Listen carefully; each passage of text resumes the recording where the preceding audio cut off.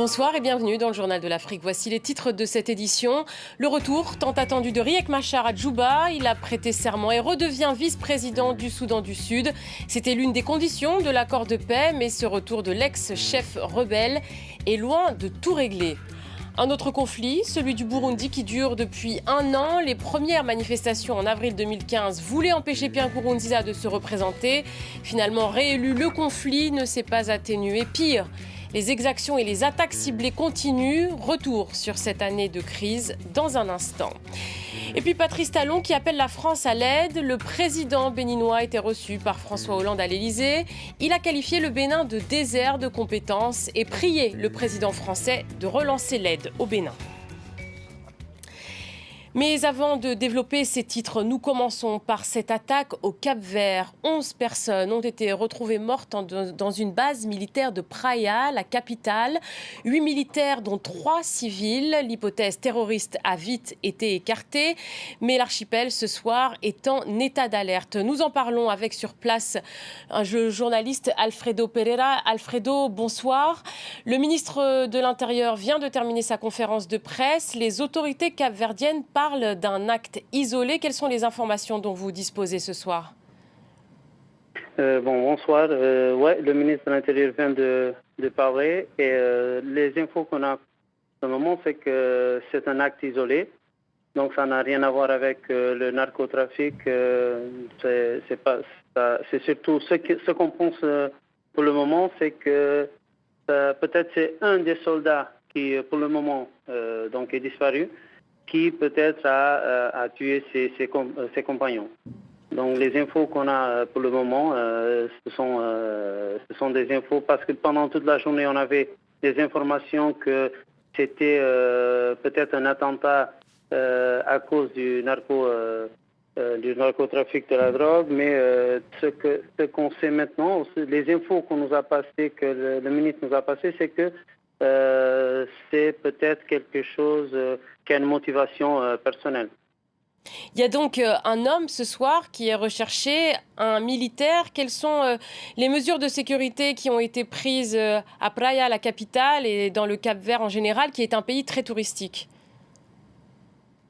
Vers midi, quand le pays a su de ce qui s'était passé, on avait toute la police nationale et aussi la police judiciaire qui était sur le terrain parce qu'on ne savait pas ce qui se passait. Au milieu vers 4-5 heures, on avait déjà plus d'infos et c'était un peu plus calme. Ce que je peux vous dire, c'est que à la capitale, à Praia, il n'y a pas eu un moment vraiment... je dirais que l'ambiance a toujours été très calme. Il n'y a pas eu de panique? Il y avait beaucoup de gens... Non, il n'y a pas eu du tout de panique. Il y avait beaucoup de gens qui parlaient à propos. C'est la première fois qu'on a quelque chose comme ça qui arrive. Mais c'est vrai qu'il n'y a pas eu de panique dans la ville. Très bien, merci Alfredo Pereira. Je rappelle que vous étiez en direct de Praia au Cap-Vert. Riek Machar est redevenu vice-président du Soudan du Sud. Il a finalement fait son grand retour à Djouba ce mardi, retour attendu depuis une semaine. C'est son limogeage qui avait déclenché le conflit il y a plus de 2 ans et depuis des milliers de personnes sont mortes. Et l'ex-chef de rebelle retrouve donc finalement son poste initial. Riek Machar et Salva Kiir se sont entretenus et ont appelé à la réconciliation. Mais ce retour de l'ex-chef rebelle à Djouba était la condition sine qua non à la mise en œuvre de l'accord de paix ratifié en août. Mais il est tout de même loin de tout régler. Dans un Soudan du Sud où tout est à reconstruire, notamment l'économie du pays. En raison de la baisse de la production du pétrole et d'une baisse mondiale des cours, le gouvernement fait face à un énorme déficit et a épuisé ses réserves de change. Les conséquences se font ressentir sur la population qui n'a plus de quoi manger. Voyez ce reportage à Djouba de Simona Foltin avec Stéphanie Aglietti. Un simple bol de lentilles, c'est l'unique repas quotidien pour la plupart des enfants de cette école pour orphelins. Autrefois, la faim au Soudan du Sud était limitée à des zones rurales reculées en proie au conflit. Mais après plus de 2 ans de combat, la malnutrition est en hausse à Djouba, la capitale. Nous assistons à une augmentation brutale du nombre d'enfants à l'heure du déjeuner. Ils viennent des zones alentours pour manger avec les orphelins. Cette situation illustre à quel point le conflit a miné l'économie du pays. Les revenus pétroliers ont diminué et le Soudan du Sud fait face à une pénurie de devises pour financer ses importations. Le prix des denrées alimentaires a grimpé en flèche, poussant de plus en plus de personnes dans l'extrême pauvreté. Le gouvernement s'attend à ce que la communauté internationale paie la facture pour reconstruire ce pays ravagé par la guerre. La chute des prix du pétrole et la guerre civile représentent un énorme défi pour nous sur le court terme.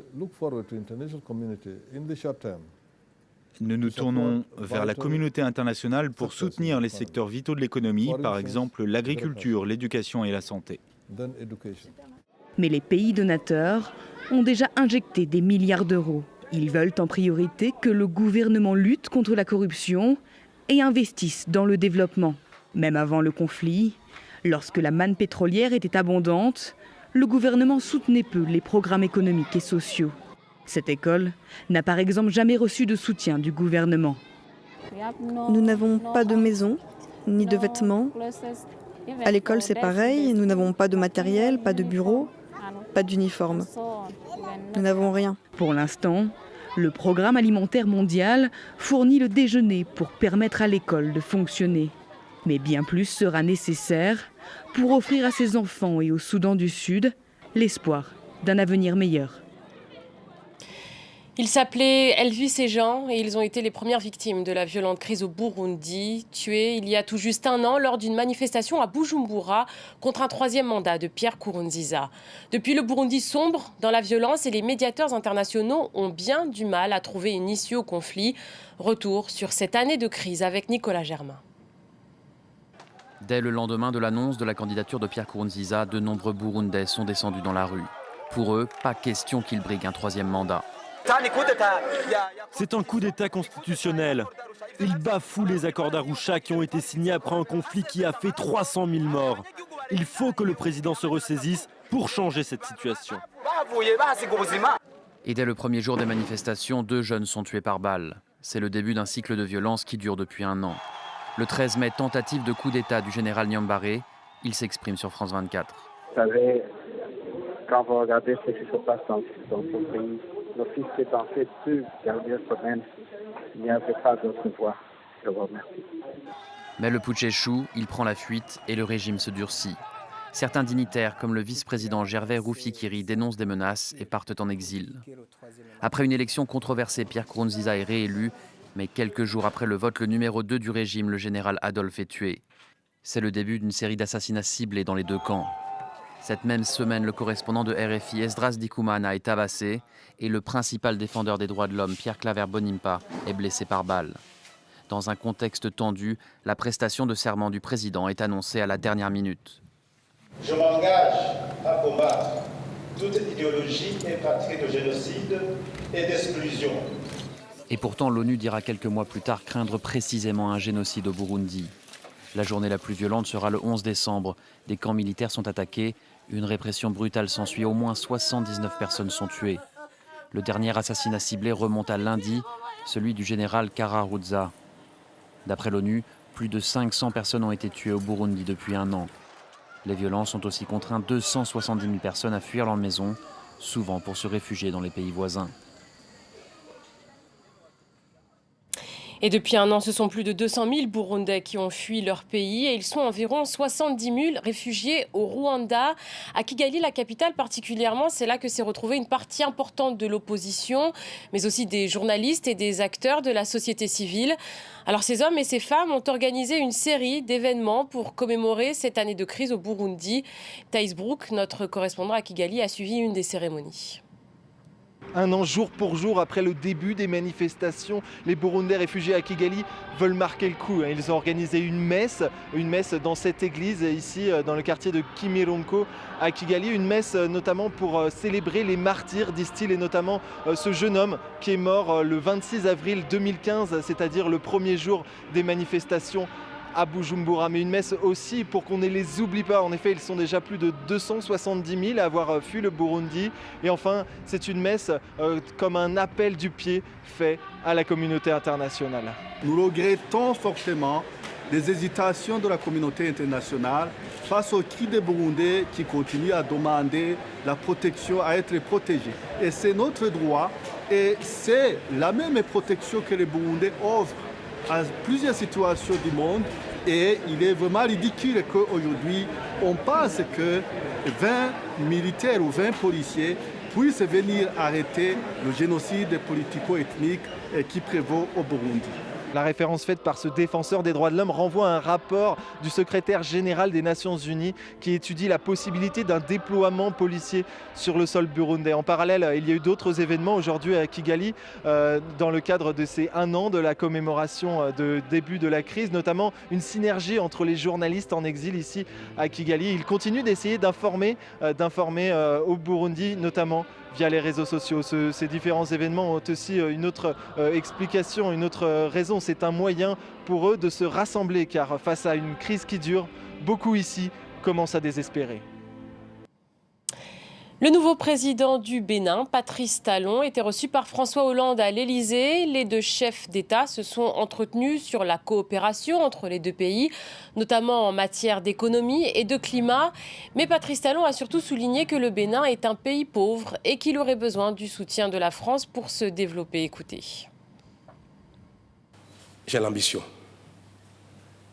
et j'aime bien le dire haut et fort, au terme de 5 années, de faire le miracle, de réaliser cette magie. Et nous voudrons pouvoir compter sur vous pour nous apporter de la compétence tout de suite, parce que le Bénin aujourd'hui est comme un désert de compétences. Notre administration aujourd'hui manque de compétences de manière criarde. Et en cela, nous voudrons pouvoir compter sur la coopération française pour nous appuyer, pour nous donner les moyens d'acheter, de payer, de rémunérer la compétence, quel que soit le prix. Et c'est la fin de ce journal de l'Afrique. On va se quitter en musique pour vous faire découvrir ou redécouvrir le phénomène malien Sidiki Diabaté. Son dernier titre, C'est bon, compte plus d'1 million de vues sur YouTube 1 mois après sa sortie. Il a vraiment tout bon, on l'écoute.